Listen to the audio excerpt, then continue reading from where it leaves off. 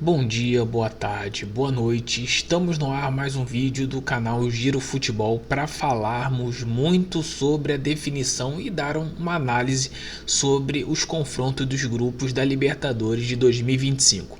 Então cola aqui com a gente, deixe seu like, se inscreva em nosso canal, ativa o sino de notificações e também deixe o seu comentário se você é torcedor de algum clube brasileiro que está na Libertadores para saber a sua opinião.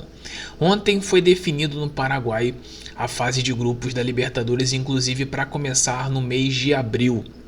E nós iremos detalhar um pouquinho sobre a análise que nós fizemos a respeito de todos os grupos que vamos colocar aqui, inclusive principalmente dos clubes brasileiros. Eu vou ressaltar aqui dois grupos que não existe times brasileiros, como o grupo B, River Plate, Independiente del Valle, Universitário e Barcelona de Guayaquil. Inclusive um grupo um pouco difícil, Barcelona que eliminou o Corinthians aí na fase de pré-libertadores. O Independiente del Valle é uma equipe que sempre apronta para cima de muitos clubes brasileiros, então o River Plate terá um trabalho, e o Universitário que também acabou acarretando no grupo do ano passado do Botafogo.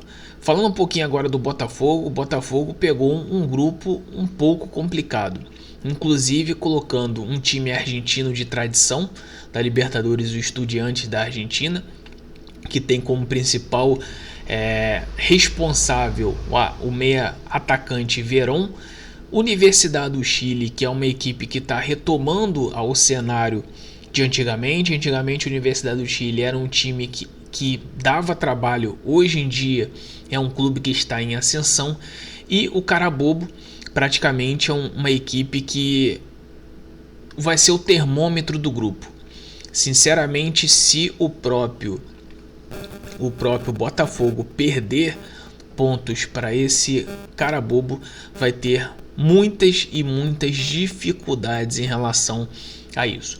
Mas o Botafogo tem que colocar como base, principalmente, ter aspectos para poder se classificar de forma direta e sem sustos, como foi exatamente o ano passado, aonde que conseguiu se classificar um pouco ali próximo do final do fase de grupos. Então o Botafogo tem que tomar conhecimento e conseguir se classificar usando o seu mando de campo.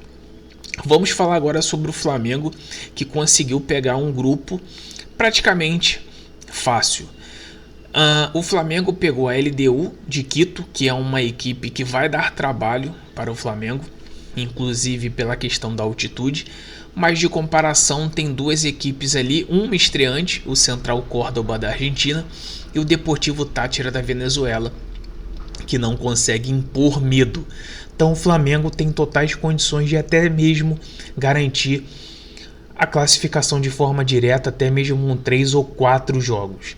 Até porque, dentro das análises que nós fizemos, o palpite é que realmente se classifique LDU e Flamengo. Se fugir um pouco disso, será uma tremenda uma surpresa, porque não acredito que o Deportivo Táchira da Venezuela e nem o Central Córdoba, que não tem experiência nessa competição, vai conseguir tirar pontos da LDU e do Flamengo, só se realmente o Flamengo e a LDU tiver o salto alto para não conseguir performar como o Flamengo, por exemplo, vem performando no campeonato estadual, e a LDU dos últimos anos, inclusive dando muito trabalho para clubes brasileiros. Vamos falar agora sobre o grupo do São Paulo, que tem praticamente algumas equipes que o São Paulo já enfrentou, inclusive o Talleres da Argentina. Na temporada passada foi a mesma equipe argentina que estava no grupo do São Paulo, e o São Paulo teve muitas dificuldades, tanto para vencer para o jogo daqui em São Paulo, também como na Argentina, que inclusive perdeu por lá.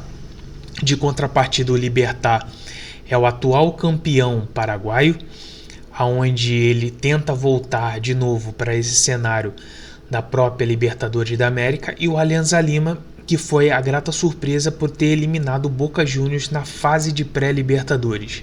Então, o Alianza Lima, que tem 2 veteranos no seu comando de ataque, o Ezequiel Barcos e inclusive Paulo Guerreiro, Dois carrascos, inclusive do São Paulo, há uns 30 anos atrás. Então a Alianza Lima é muito forte na sua casa e o São Paulo terá que ralar e muito para conseguir se classificar, porque é um grupo muito equilibrado, onde eu posso colocar aqui 3 times aí, ou até mesmo os 4 têm condições de se classificar. Então esse é o grupo do São Paulo. Vamos falar agora do grupo do Fortaleza, que realmente pegou uma pedreira. Pegou o estreante Atlético Bucaramanga da Colômbia. Acredito que vai ser o último colocado, até porque não é uma equipe de tradição e é uma equipe que está muito mal no campeonato regional da Colômbia. Tem de contrapartida o Racing, que é o atual campeão da Sul-Americana, inclusive demonstrando e fazendo um bom futebol. Se o Racing conseguir manter as melhores peças em relação ao ano passado, é um grande favorito. E tem o Colo-Colo do Chile, que é uma equipe que é dominante no cenário chileno, mas ao mesmo tempo, quando compete em competições internacionais na América do Sul, não consegue sobressair. Inclusive o Colo-Colo atuou no grupo do Fluminense na temporada passada e teve dificuldades, o Fluminense, até mesmo no jogo aqui no Maracanã, como também lá no Chile. Então Fortaleza simplesmente tem que usar o seu fator de casa para conseguir vencer os jogos em casa e, pelo menos em relação a esse time do Atlético Bucaramanga da Colômbia e no mínimo o Colo-Colo, conseguir pontuar. Para mim, o grupo da morte é o mais difícil, que vamos citar agora: Nacional do Uruguai, Internacional, Atlético Nacional e Bahia. Para o Inter e para o Bahia são grupos dificílimos. O Nacional do Uruguai tem uma boa campanha, é uma equipe de tradição, é uma equipe que já conquistou a Libertadores e inclusive é uma equipe muito difícil de você conseguir jogar na casa do Nacional. O Atlético Nacional da Colômbia é uma outra equipe grande no cenário colombiano e ao mesmo tempo você vai ter um clássico aí brasileiro, onde Inter e Bahia vão conseguir utilizar. No meu palpite desse jogo, desse grupo, acredito que um dos brasileiros se classifique. E, ao mesmo tempo, acredito que até o Internacional possa se classificar, dependendo de como vai chegar lá com a comando do Roger Machado. Não acho que o Atlético Nacional pode ter alguma condição para essa classificação. Isso vai depender muito se o Inter ou o próprio Bahia vai perder pontos na casa do Atlético Nacional ou contra o Atlético Nacional, mas acredito que Nacional do Uruguai e Inter deve se classificar. Vamos falar agora do grupo G, que é o Palmeiras enfrentando o seu algoz. Um deles, porque já enfrentou mais de uma vez o Bolívar na altitude. O Sporting Cristal do Peru, que para mim vai ser a equipe de menor qualidade técnica dentro desse grupo, e o Cerro Porteño, que passou pela fase de grupos, inclusive eliminando o Melgar no último confronto. O Palmeiras terá uma dificuldade pelo Bolívar, pela questão da altitude, e também sim por ser um time muito bom do cenário boliviano.